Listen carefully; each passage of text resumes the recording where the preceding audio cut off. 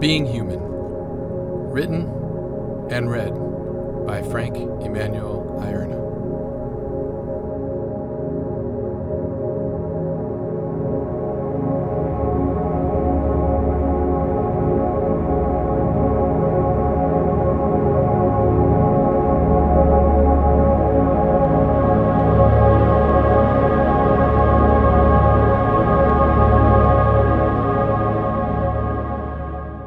Chapter 1. Conditioning.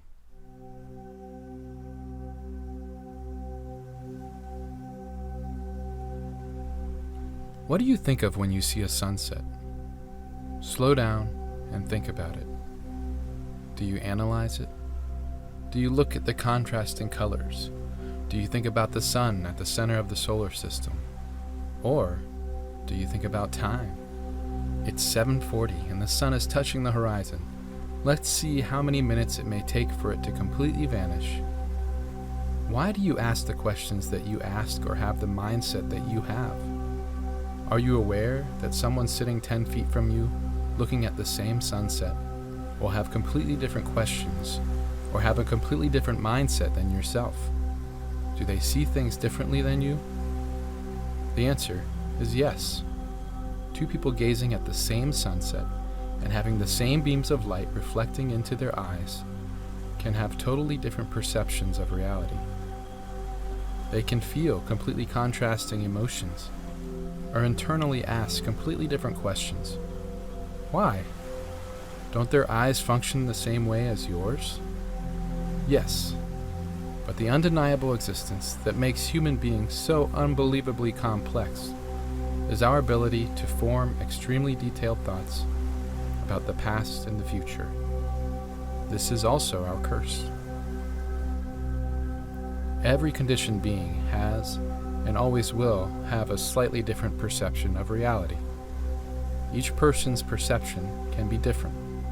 This is based on their past, the moments of life that they have lived up until now. Is it possible to see something through someone else's eyes? Yes. One can interpret reality the way another does, but this is only accomplished through a deep, compassionate understanding of that person. It is also possible to see reality the same way as others if together you share a lack of interpretation, which is actually a good thing. This means that your vision is clear and undisturbed by the human condition. You are engaged in reality, but have silenced the constant noise of the mind, thinking less. One can be in a state of acceptance of the one true reality of what is, as opposed to a self-created reality based on misinterpreting what is to fit what your mind has been conditioned to think. Every being on this planet has a significantly unique past, the story of your life. That which you have lived and experienced shapes your thought processes and is deeply rooted in your being. Does this mean that if I have lived an abusive or unhealthy life, that I am doomed to continue down that path? No, but it is very important to be aware of how that story is deeply etched into your being.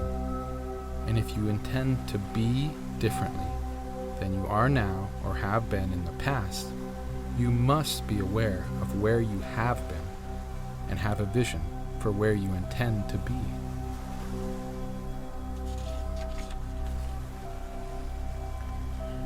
Here is another example of how one's past can affect their present moment. It's lunchtime at a fast food restaurant. The lines are long and many customers are anxious. As you order your food, you realize you have very little time to eat. So you order your food to go. When your food is finally ready, you take it to the car, only to realize that the food is not what you ordered. Grrr. Choose your reaction. What are your feelings? How does your body's demeanor change? What would you say?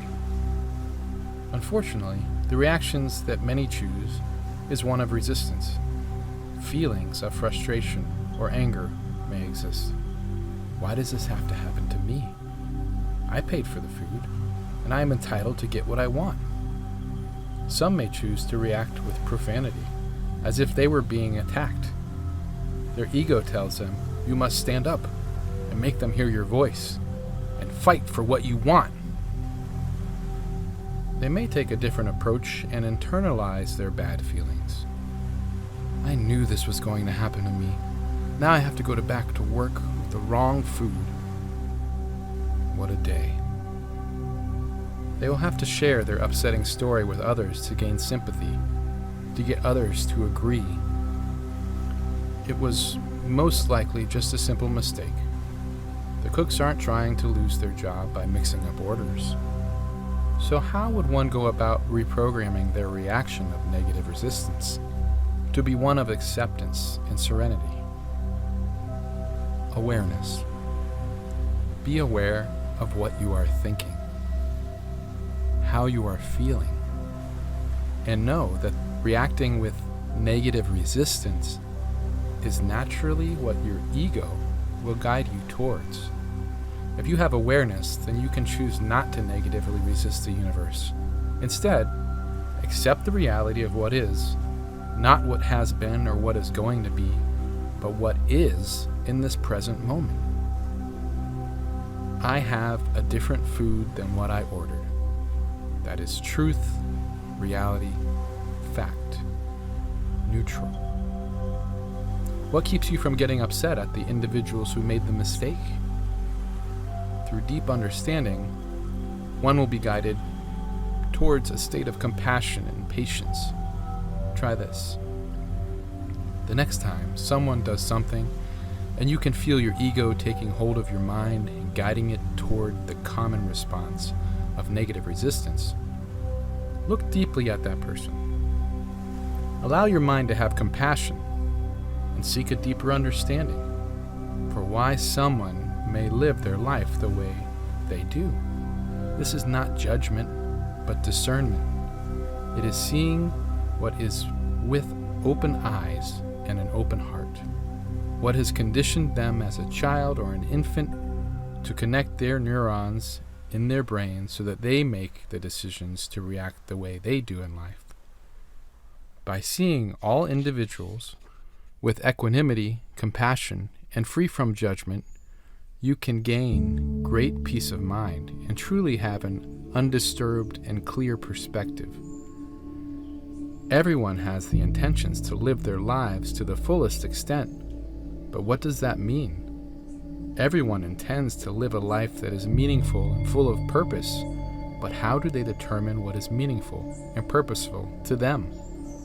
Are you able to look back at your life now and see it as fulfilled? The way we have been conditioned throughout our lives gives each of us an individual perception of reality. In turn, we view our decisions through this altered lens. Having awareness of this perception in oneself and continuing to seek understanding of this perspective in others will lead towards great peace and acceptance. Accept the differences in one another as what is, their perceived truth.